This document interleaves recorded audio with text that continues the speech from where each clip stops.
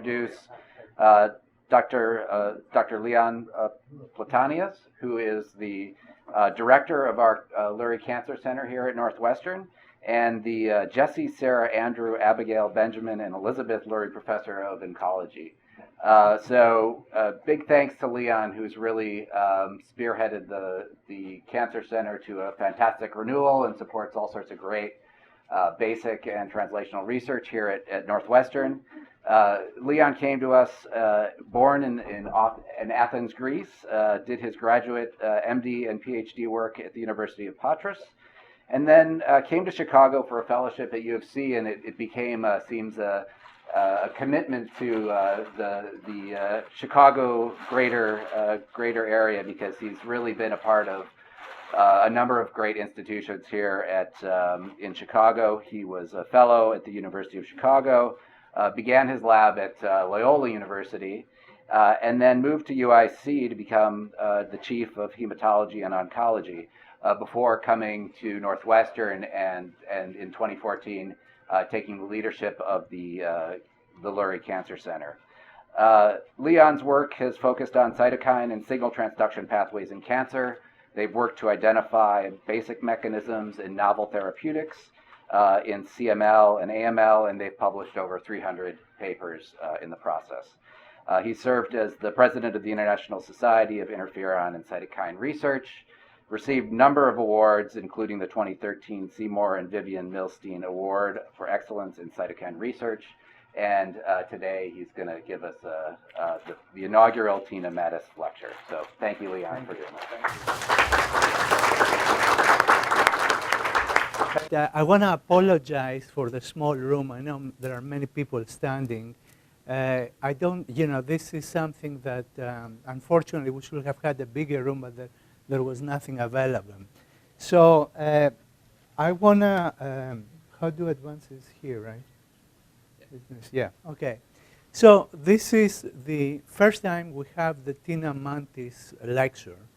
And this is a lecture that the Cancer Center decided to do, and we will be having it every year. And who was Tina Mantis?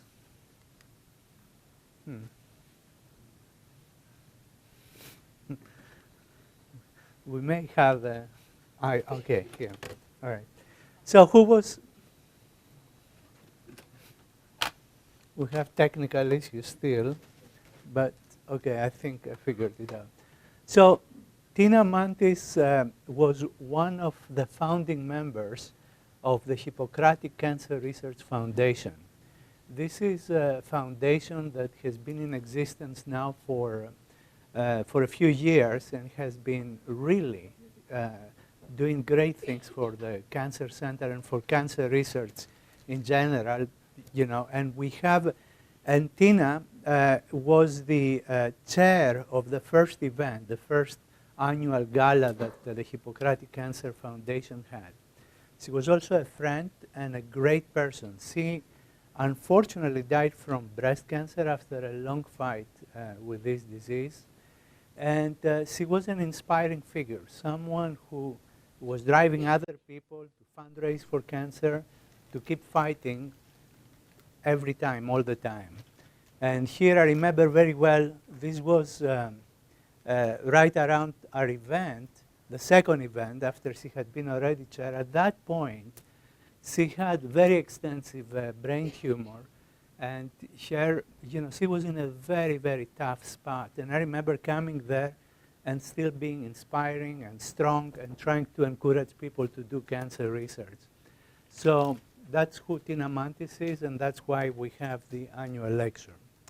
So let me now get into the subject, which is, it's going to be about interferon signaling.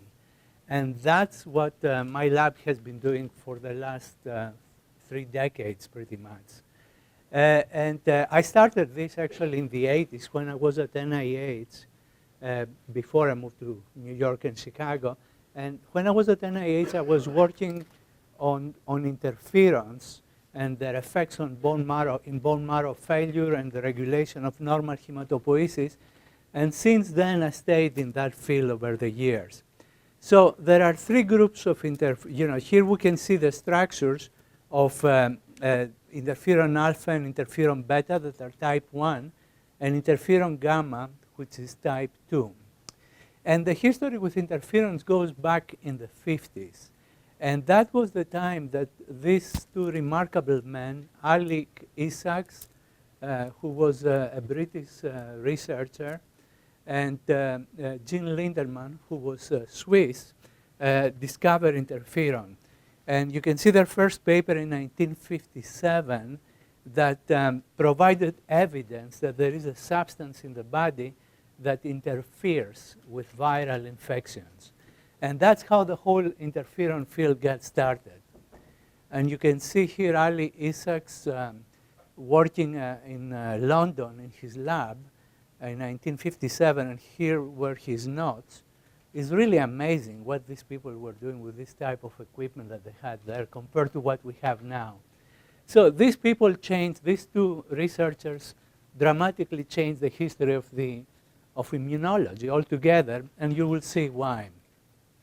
So here is now the history of interferons as they were evolving. Originally, they were described for antiviral effects, and we realized they have anti-tumor effects. It was not just fighting viruses. And in the 70s, and this you can see now, Time magazine, actually this was from the early 80s, late 70s, early 80s, we had clinical trials of interferon in cancer patients. And what I remember, I was a medical student then, and I was stunned of reading the results that there were cancer patients responding to this drug. And Time magazine that day had said, the idea was maybe we have a cure for cancer. And of course, this did not happen.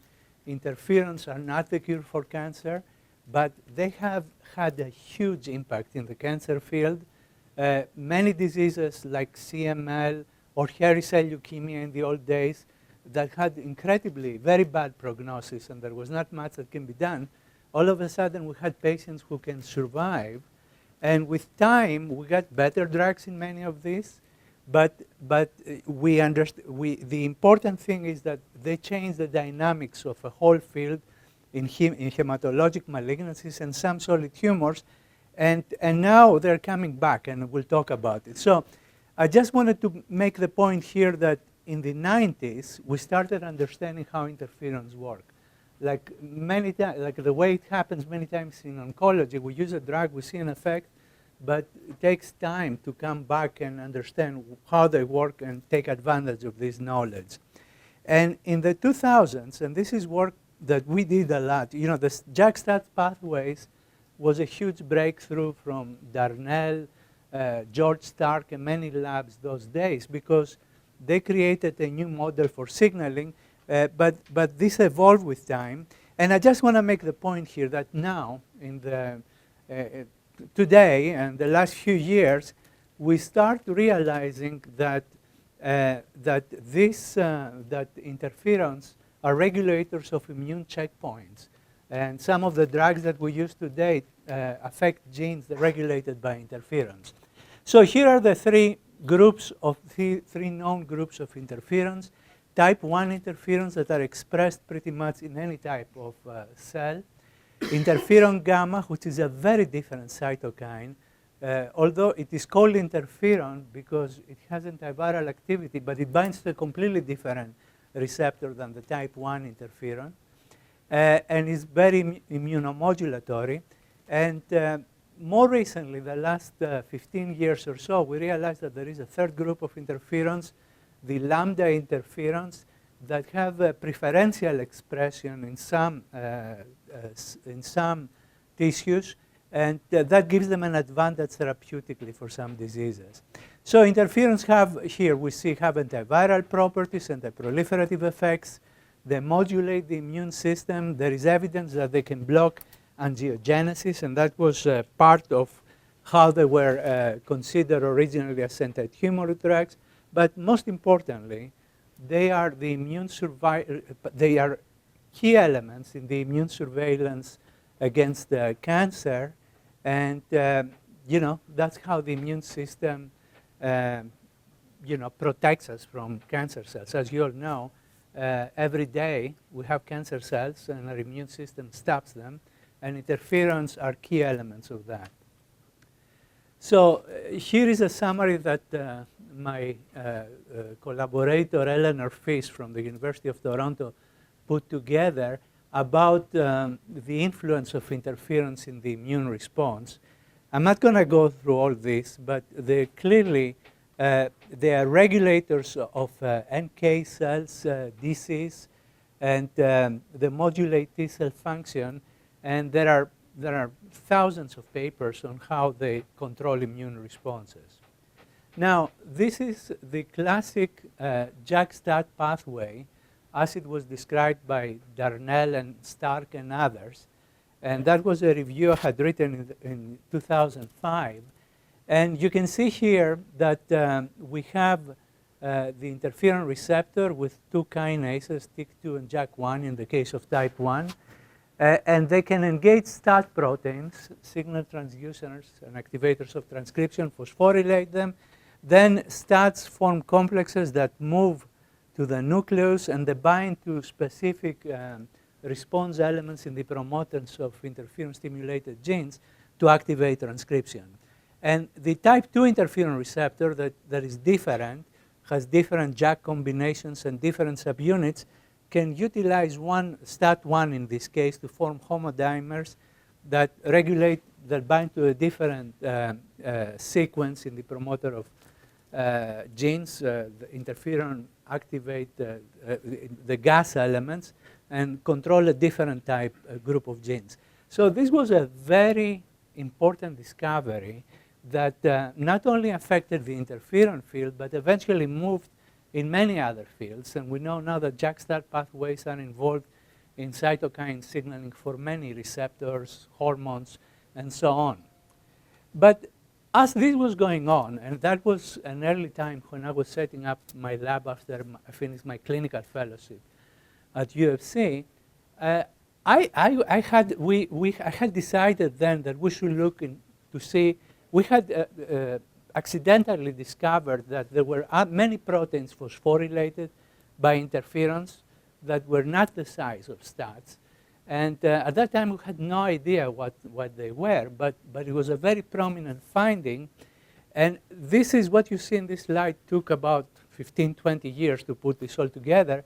But with time, we described the existence of several other signaling pathways engaged by the interferon receptors that were activated in parallel with STATs.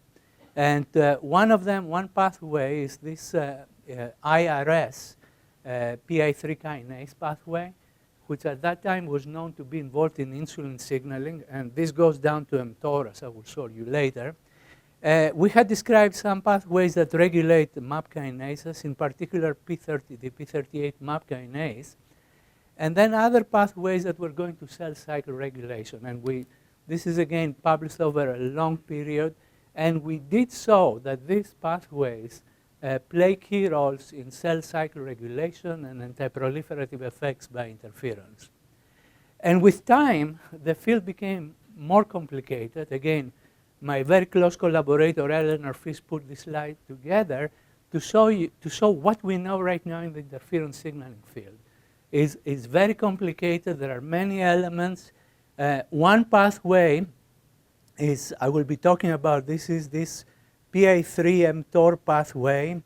Then we have downstream, one part of this pathway regulates mRNA translation by mTOR-1 complexes. Then we have, as I mentioned before, pathways that involve MAP kinases. It started with the P38 pathway. We subsequently established that MIN kinases, downstream effectors of the pathway, are critical for mRNA translation also. And and this has been continues to evolve. Another there are different other complexes that participate in translation. Yeah, and interestingly, there is this novel pathway that involves STAT5 and crackle, which is a bronchogenic protein that also plays a role in transcription of a group of genes. So one key pathway, and that's a very important pathway for for normal cells and critical in malignant cells is the Mtor pathway. And Mtor is a kinase that controls many different functions that are important for cell growth and survival. And historically and traditionally, this is a protumorigenic pathway.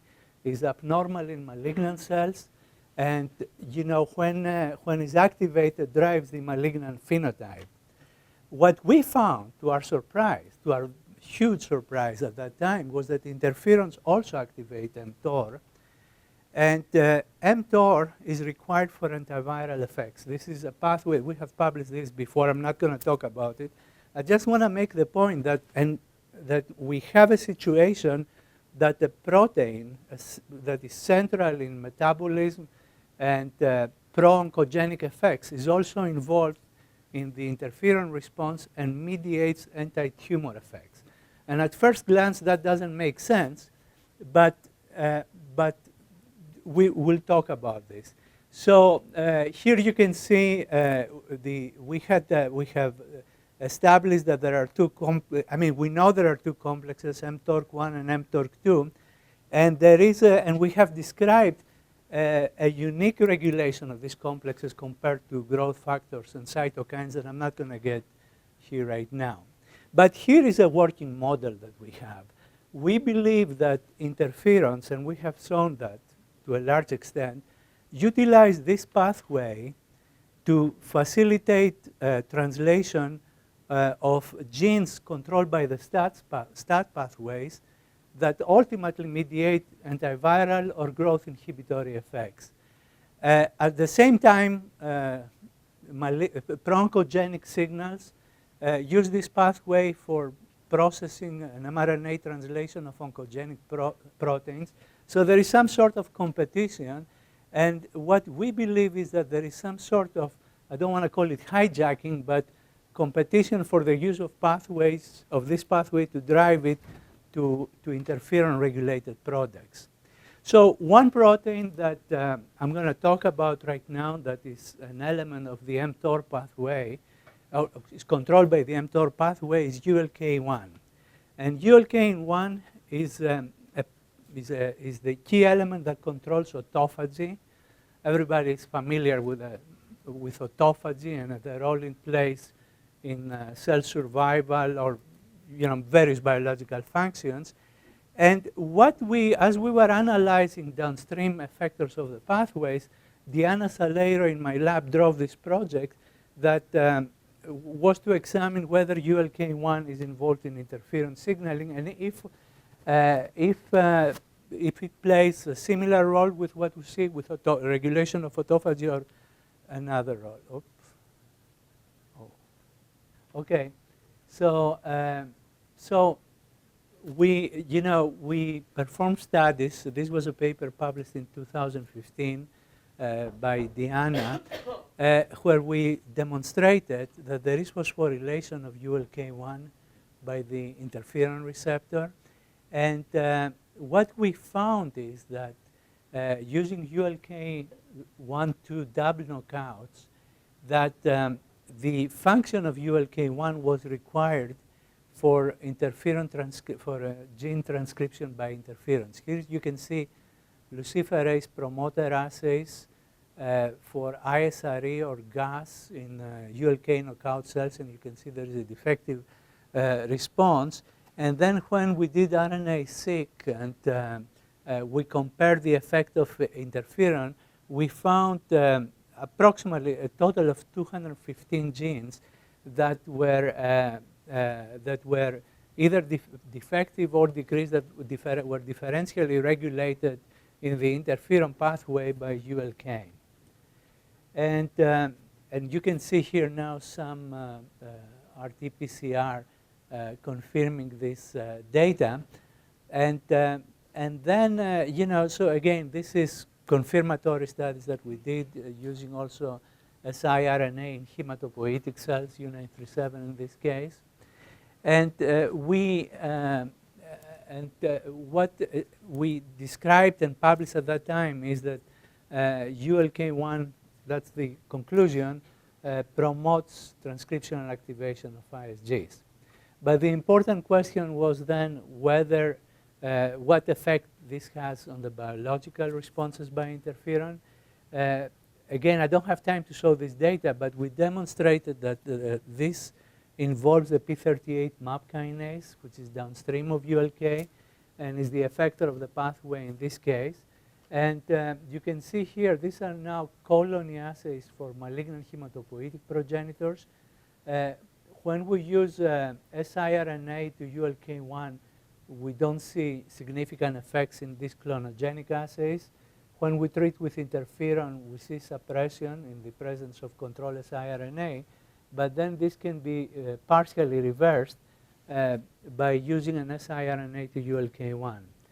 And in studies performed in Toronto by Eleanor Fish, in parallel, here you can see protection now against the virus infection in double knockout embryonic fibroblast. And it's clear that there is infectivity in the cells that have ULK, the normal cells, but this is completely shut down when you knock out ULK1 and 2. So in summary, we identified a novel pathway that was involved in interferon responses, and and then we started thinking, does this have any clinical relevance? And interferons, I mentioned before, have had anti-tumor activity over the years against many tumors, but they are still used and remain a very active agent in the treatment of this group of myeloproliferative, of these diseases that we call MPNs. And still interferon is one of the first lines of treatment for this group of diseases. And they include mainly three groups. One is Polycythemia Vera, where we have expansion of hematopoietic cells, the white cells and red cells. There is another disease called essential thrombocythemia that is specific for platelets and myelofibrosis. And again, there have been mutations described in these malignancies and there are drugs being developed against targeting JAK2, which is involved in their pathogenesis, but in type 1 interferon treatment remains very effective and is used. So what we did was to take groups to examine the expression of ULK1s using database from collaborators in two different databases, actually. One is this is actually from Ross Levine at Sloan Kettering, and this is from Amit Verma. And what we found is that there is consistently overexpression of ULK1 in MPNs. And this was particularly interesting to us, you can see it here, because it is known that clinically interferon is more active in this group of diseases than other ones. So when we then examined the effects of interferon on progenitors from these patients, we found that ULK1 is required for the inhibitory effect of interferon on malignant erythroid progenitors. You can see here control siRNA or ULK siRNA, and again, these are means of experiments using blood or bone marrow from different patients with P. vera in this case. And you can see that when we treat with interferon, we can suppress the growth of the malignant progenitors. And this is reversed by knocking down ULK.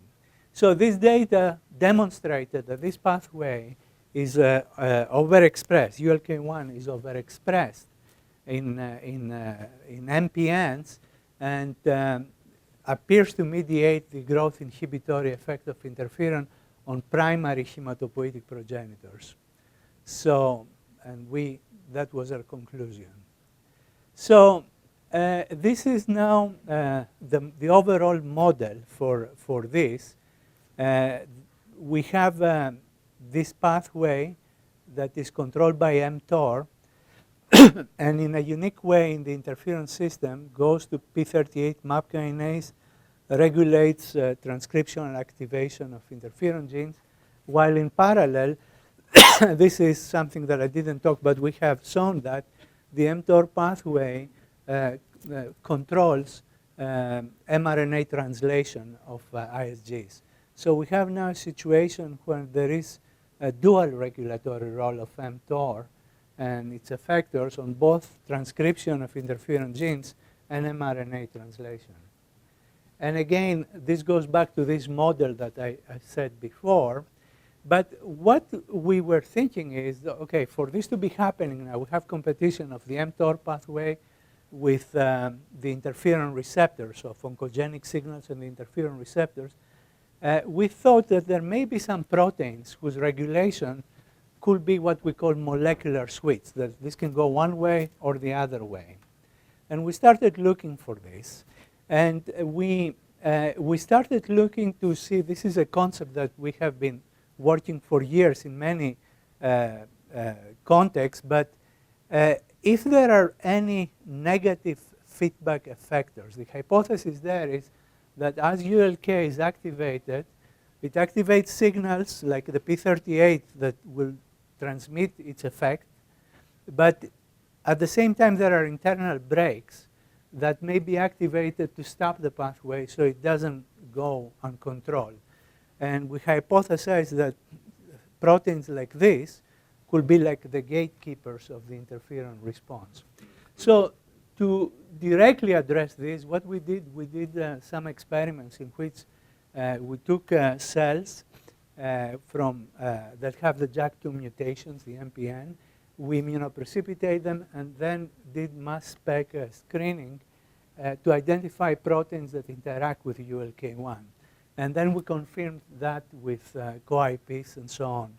So there is a group of proteins that we have identified. This is only a partial list, but I'm just going to talk briefly about ROC1, 2, and LDB1. And again, ROC1 and 2 were very prominent. And when we've seen this and we confirmed this, we realized that these proteins play important roles in regulation of malignant hematopoiesis, beyond the other roles that they have established for the cytoskeleton. So these are papers published by different groups in recent years that talk about that. So we went and we looked again in our databases to see if ROC proteins are upregulated in MPNs. These are not published data yet. We're working to publish them now. And you can see again that consistently we found that both ROC1 and ROC2, the related protein, are upregulated in the 3 types of MPNs. And when we did co-IPs to confirm the interactions, we were able to do that and found that that these are data consistent with the mass spec. Now, when we knock down ROC1 or 2, or when we use a ROC inhibitor, we've seen something different than what we've seen before. Here you can see some cell viability assays that we use a ROC inhibitor, and it has some activity. This is the effect of interferon in this context, and you can see that there is some synergistic effect. Like when you inhibit ROC, you enhance the effect of interferon, the opposite of what we were seeing with ULK. And the same is true now in another cell line, SET2. When we do colony formation, looking for progenitors, the effect is still there and even a little more pronounced.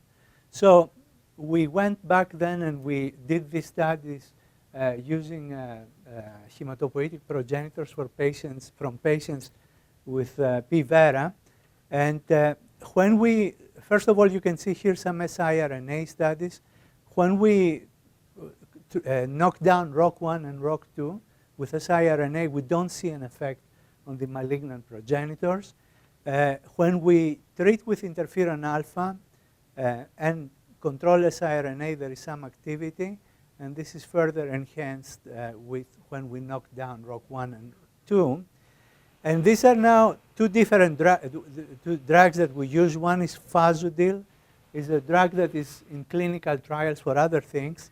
And we find that when we combine interferon plus fasudil, we have the most inhibitory effect. And using a different inhibitor, the GSK compound here, we get something similar. So this data show that we have upregulation of ROC proteins in MPNs. They interact with ULK, but they have the opposite biological effect, that when you inhibit ROC proteins, you enhance the effect of interferon. And this goes along with our model that this could be a negative feedback regulatory element, a gatekeeper. I don't want to get into the details. Is the cleaved forms of ROC1 and ROC2 that interact with ULK, and there is a pathway for that. And but this data suggests, if you see it globally, that we have engagement of ULK that mediates transcription of ISGs and blocks the growth of MPN cells. But then you have these two proteins that try to stop the response and are also activated in the process and interact with ULK. So another protein that I mentioned we identified before was this protein LDB1. And LDB1 is a pretty good.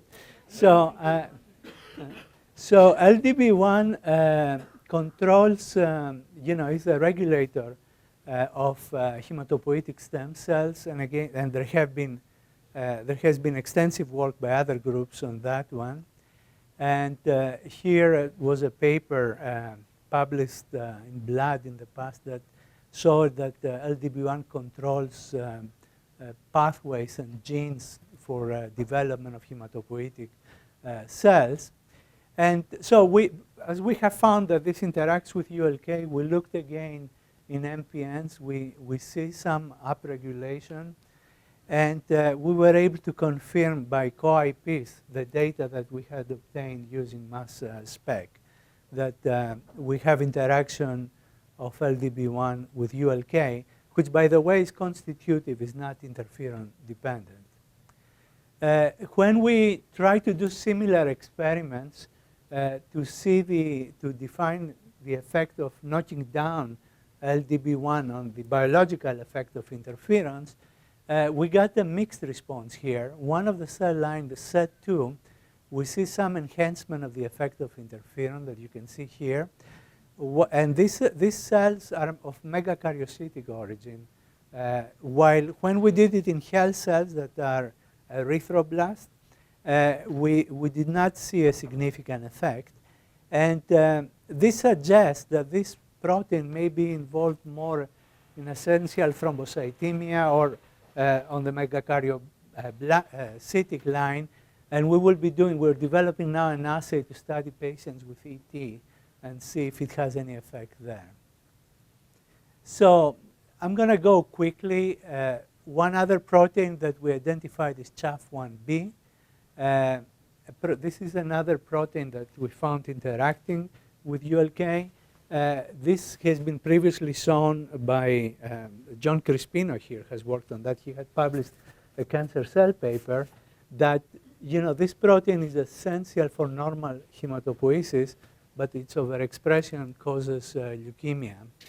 And we did the, we examined the effect of this protein on transcriptional activation of ISGs, and we found that when we knock it down, we enhance the expression of interferon-regulated genes in health cells here, many different genes that we study by RT-PCR.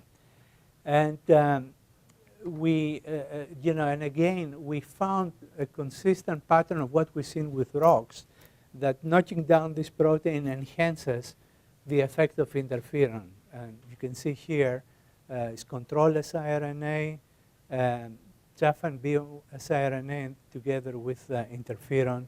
And there is, compare this to this, there is enhanced effect, same here, this to this.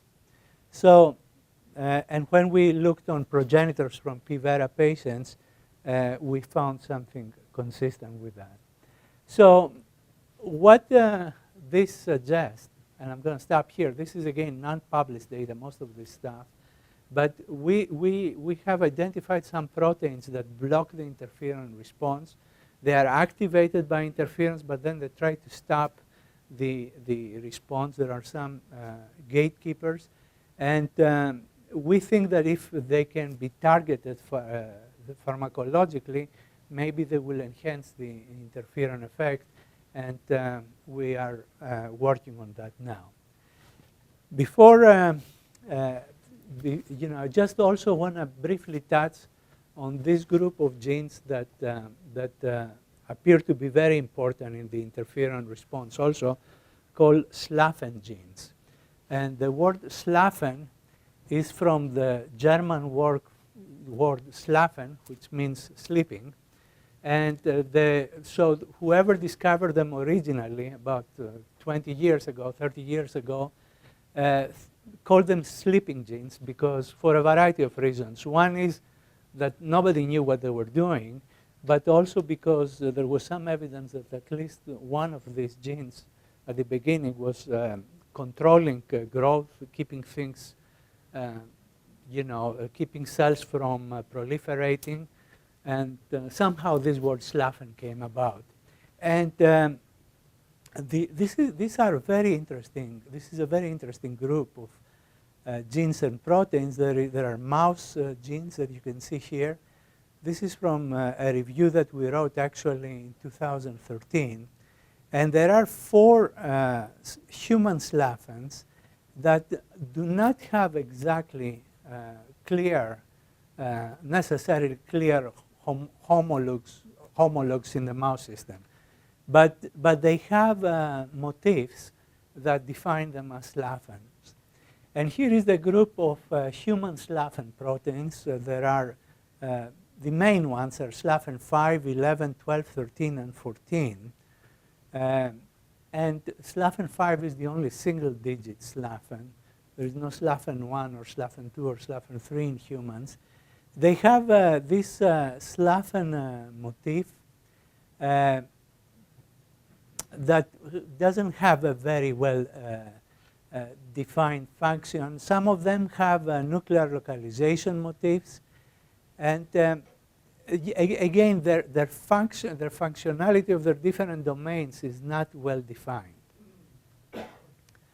So we have been in this area for over 10 years right now, and I'm not going to show all we have done. We have published 6 or 7 papers on Slavens, both in the mouse Slaven system and in the human Slaven system.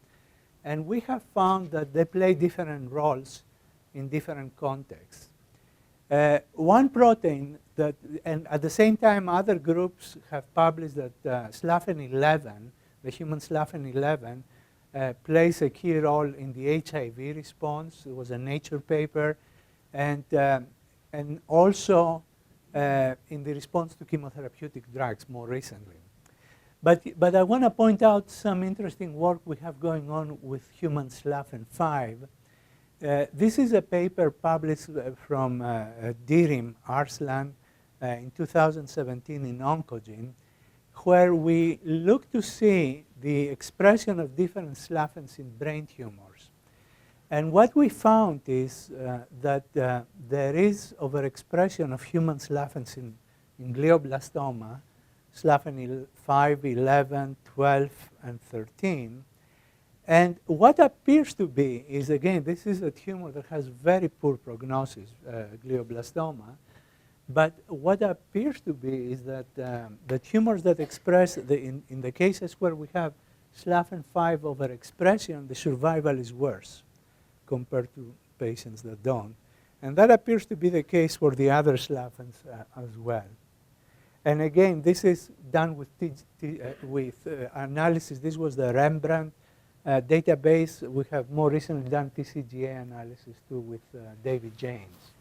So what we found that we thought was particularly interesting was that there is interaction of Slaven 5 with STAT1.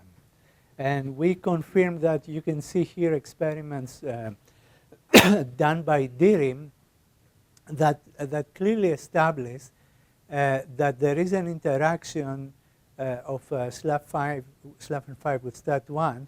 And you can see here when we treat cells with interferon, this becomes more prominent at 24 hours. After interferon treatment. So this data provided now a unique mechanism by which this group of proteins interact with the interferon signaling machinery. And I forgot to mention earlier that we were the first group that described that Slaven genes are interferon-stimulated genes. In the past, the genes were there, but nobody had correlated them with the interferon system. And that's work that we did with Strato, Katsoulidis, and others long time ago that established all the Slaven genes, both in the human and the mouse system, are induced by interferons to different degrees. So now we have a situation that we have an interferon-inducible gene that goes and binds to STAT1, which is a key element of the signaling for interferon transcription. So we used CRISPR to generate SLAFN5 knockout cells, and we look to see how SLAFN5 knockout affects transcription of interferon-stimulated genes. And you can see here RNA-seq analysis. But to make a long story short, there are specific groups of genes regulated by SLAFN5, and this reflects the interaction of SLAFN5 with STAT1. And again, these are luciferase promoter assays here, and in different brain tumor cell lines. JK18 and JK46 are, by the way, cell lines that have been glioblastoma cell lines generated by Jack Kessler here at the Department of Neurology, who gave them to us. So we have confirmed the effects of SLAFN5 knockout on interferon-inducible gene expression on many different genes in these glioblastoma stem cell lines. You can see here classic interferon genes, CXCL10, ISG15, 14, and so on. So it is an effect clearly reflecting effects on STAT1, which is known to control all these genes. Now, when we look to see the effect of knockout now of SLAFN5 on the growth of glioma stem cells, and this is work done here by Frank, where we look about these colonies, which reflect probably cancer stem cells in GBM. You can see that if you compare here, you can see the curve here. This is the effect of interferon in wild-type cells. When we knock out SLAFN, we clearly enhance the effects. And again, this goes consistent with this concept that we have a gatekeeper again, SLAFN5 binding STAT1 to block the transcription and block the interferon response. When we did that in vivo now, this is a sub-Q xenograft model of using SLAFN5 wild type and SLAFN5 knockout cells, and look for tumor volume and growth, you can see that there is a huge difference, that the malignant cells grow much faster than the knockout cells for SLAFN5, the wild type. So we collaborated with David James here in the Department of Neurosurgery, and we established now mice where we had the intracranial GBM xenografts for either wild type or SLAFN knockout tumors. And you can see that there is a huge difference. Now, here is the development of glioblastoma in these mice intracranially. And it's a big mass over here, but this is much less prominent when you knock out SLAFN. And here we stain for Ki67, which is a proliferative marker, and you can see it's a big difference between this and this. So this suggests that SLFN5 is important for proliferation of malignant GBM cells. And then when we look for survival of the mice that got either the wild type or the knockout GBM xenograft, we did see that there is a significant survival effect. The mice that got the wild type die much earlier than the mice that got the knockout SLFN5s. So what this says is that SLFN5 regulates the interferon response, the transcriptional response, and promotes the growth of malignant GBM cells. And when we knock them out, GBM cells don't do as well. So here is a model that we have of how this works in the interferon system. We have the interferon receptor. It activates the JAK-STAT pathway that regulates the expression of SLFN5. So SLFN5 is activated by interferon, but then SLFN5 goes and binds to STAT1, and at some point shuts down the interferon gene transcription. So we have a mechanism, again, of cell control, some sort of checkpoint that stops the interferon response. And we believe, and this is another thing that's going on, that this is not limited to the type 1 system, but it will, and this is some other models that we have that we want to explore. But we believe that something similar may be happening with either SLFN5 or another SLFN in the type 2 interferon system and regulate different groups of genes. And this is important because, and we are trying to do that actually right now. We think that if we block SLFN5, we could develop a completely new group of anti-tumor drugs. And that, targeting a mechanism that doesn't exist this time. And we are trying actually to do that. It's not particularly easy because we don't know the function of the different motifs. So at this moment, there is work going on in the lab trying to mutate the different motifs, see their function. But simultaneously, we try to develop drugs that degrade these proteins. So here is finally a model that I want to point out that we believe is true. The big transformative thing in the field of oncology the last few years, there was a Nobel Prize that was given in 2018, was the discovery of the checkpoint inhibitors. We have PDL1 and 2 are important elements of their immune checkpoints. What happens is the immune cells express this protein PD1 that goes and binds here, and this stops the immune cell from attacking the cancer cell.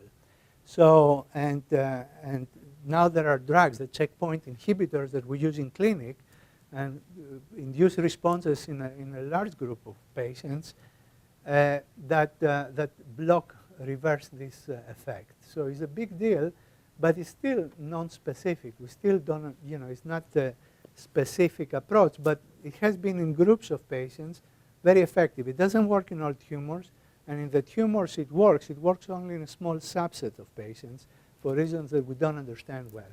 What we believe is happening, we believe that there is this thing here that we call IICs, intracellular immune checkpoints, that also regulate the immune response. And I showed you an example of what SLFNs can do, that maybe, perhaps, if they get targeted, they will provide another type of anti-tumor effects and modulators of the immune system that will be helpful in the future. So I'm going to stop here.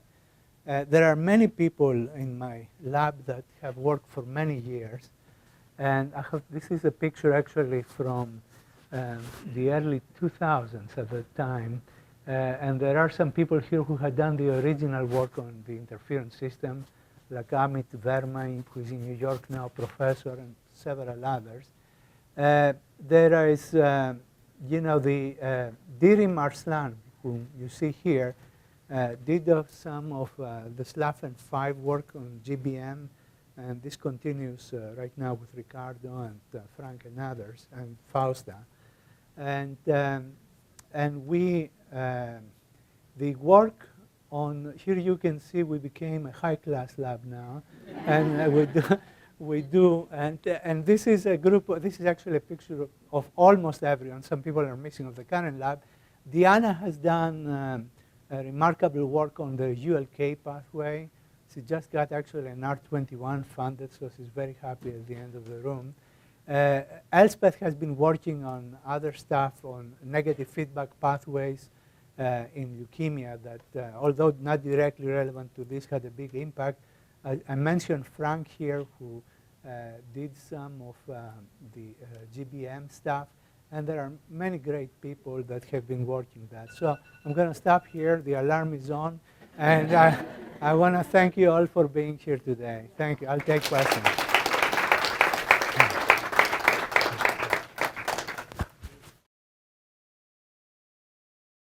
Yeah, so very interesting concept of the intracellular immune checkpoint. Yeah. So my question very simple, very straightforward. You have ever seen, for example, you modulate the Slaven 5, for example, really regulate PD-L1? Yeah, it does. We have that. I didn't show that. But, and that's not surprising because PD-L1 is an interferon-stimulated gene. So we have data that Slaven 5 modulates PD-L1 and PD-1. So PD-L2. I just wondered that Slav5, okay, the turnover rate is a change, and whether the oncogenic signaling you demonstrated or interferon signaling changing that turnover rate, so then suggest that blockade of the possible post-translation modification or degradation could be the therapeutic strategy. That's no, that's a good point if I understand what you're saying, and this is one of the approaches we try to develop to shut it down, but we can talk more about this. Yeah. Is there effective age on either the expression in the mouse or in man? Now, that's a great question. I don't know, but thank you for suggesting that. That's a great idea. Maybe we should look for that. Okay, yeah, thank you. Yeah, now let's talk. Yeah, great idea, suggestion. Yeah. Tripseq for SION5 be done? No, not yet, but we will. We need a good collaborator. So. No, we were just talking about that. We need to do that. Yeah. Any other questions? All right. Well, thank you very much again for being here.